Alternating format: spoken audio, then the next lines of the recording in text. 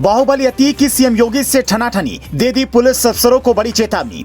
Jail में पूछताछ के दौरान दी पुलिस को धमकी, फिर दिखी 80 के दशक वाली हेकड़ी। बेटे असद के एनकाउंटर के बाद बौखलाया अतीक, अब योगी लेंगे निशाने पर सटीक। असद का रोल पूछने पर भड़का माफिया, बोल डाला जिंदा रहा तो इंतकाम लूंगा। वो कहते हैं रस्सी जल जाती है लेकिन कुछ लोगों की ऐंठन नहीं जाती है, जिसकी वानगी एक बार फिर देखने को मिली है। असद के एनकाउंटर के बाद से अतीक पूरी तरह से बौखलाया हुआ है। अपनी बेटी की मौत की खबर सुनने के बाद माफिया डॉन अतीक अहमद फूट फूट कर कचहरी में ही रोने लगा। पुलिस के सामने कह रहा था ये सब मेरी वजह से हुआ। इस बीच ऐसी खबर सामने आई जिसने बता दिया कि अतीक अभी भी बदला लेने की फिराक में है। सूत्र बताते कि उमेश पाल मर्डर केस में असद का रोल पूछने पर अतीक एसटीएफ पर भड़क गया। उसने कहा मरने के बाद रोल क्यों पूछते हो, अगर जिंदा रहा तो इंतकाम लूंगा। इतना ही नहीं, इसके आगे एसटीएफ की टीम से भी अतीक ने कहा आज गमों का पहाड़ मुझ पर टूटा है, मेरा घर उजड़ गया है, बर्बाद हो गया है। बता दें कि ये वही अतीक अहमद है जो संगम नगरी में 17 साल की उम्र में अपराध की दुनिया का पर्याय बना, लेकिन इन दिनों उत्तर प्रदेश एसटीएफ के शिकंजे में असहज तो कभी उग्र नजर आ रहा है। झांसी एनकाउंटर में बेटे असद को खोने वाले अतीक से अब यूपी एटीएस धूमनगंज थाने में पूछताछ कर रही है। उमेश हत्याकांड को लेकर अतीक और उसके भाई अशरफ से अलग अलग कमरों में 12 घंटे तक 50 पन्नों पर लिखे कुल 250 सवाल पूछे गए। इस दौरान अतीक कभी बेटी के जनाजे में जाने की जिद करता तो कभी पत्नी को याद करता।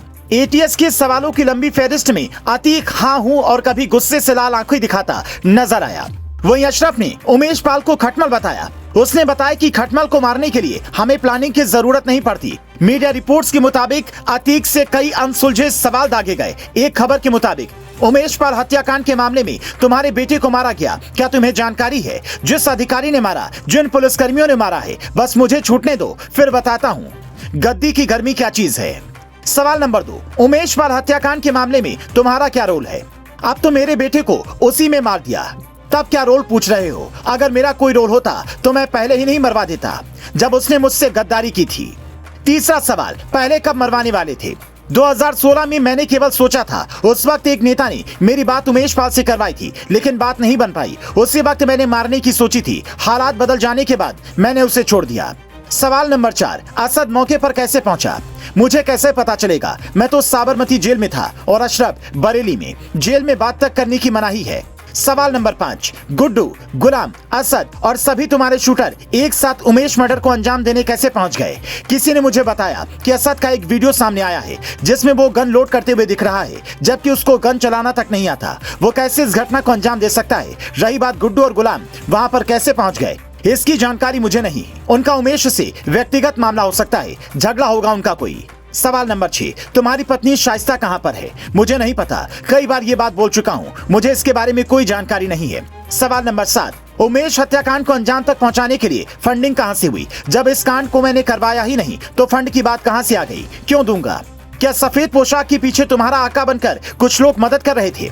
मैं सांसद रहा हूँ, संबंध बहुत नेताओं से हैं और मैं सबसे संबंध निभाता भी हूँ, सभी को मेरी जरूरत पड़ती है। सवाल नंबर 9, क्या तुमने उमेश पाल पर बयान बदलने के लिए दबाव डाला? एक बार नहीं, कम से कम 1000 बार उमेश पाल के पास संदेश भिजवाया कि अपना बयान बदल दो, गवाही मत दो। सवाल नंबर 10, तुम्हें पूरी घटना की जानकारी थी? हाँ, मुझे किसी ने साबरमती जेल में ये बताया था कि तुम्हारा दुश्मन मारा गया। सवाल नंबर 11, क्या जेल में तुम आईफोन से बात नहीं करते थे? मैं कोई भी फोन कैसे इस्तेमाल कर सकता हूँ? जेल में सब मना है।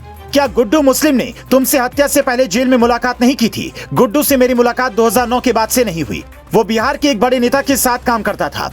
अतीक से सवाल लगातार एटीएस पूछ रही थी। एक के बाद एक सवालों की झड़ी लग रही थी। पुलिस की पूछताछ के बाद जब अतीक अहमद को प्रयागराज के कॉल्विन हॉस्पिटल लाया गया, इस दौरान अतीक अहमद और अशरफ दोनों साथ थे। पुलिस ने असद को लेकर जब सवाल किया तो अतीक ने कुछ नहीं कहा, लेकिन गम साफ दिख रहा था। वहीं अशरफ ने कहा अल्लाह की देन थी और अल्लाह ने ले लिया। अब योगी सरकार के अफसरों को तो सीधे तौर पर अतीक अहमद ने धमकी दी है। इसके बाद अब योगी सरकार क्या कुछ एक्शन लेती है, ये देखने वाली बात होगी।